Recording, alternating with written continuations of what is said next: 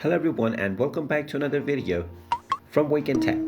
In this video, I'm going to show you how to delete your account on the Grubhub application. So let's get started right away.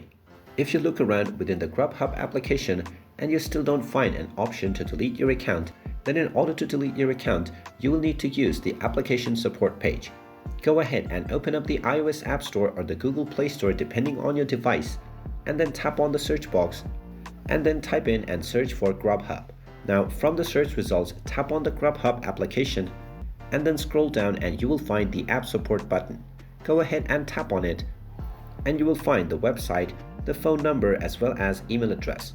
You can either tap on phone number to directly talk to a representative, or you can tap on email to use your email application to send an email to the Grubhub team.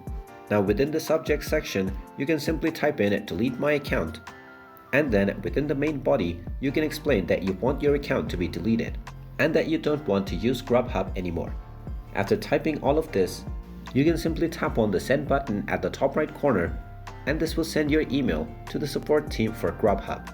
Now once the Grubhub team receives your email, you will receive a response within a few days, so just wait for your response and then follow the instructions that are given inside, and you will successfully be able to delete your account.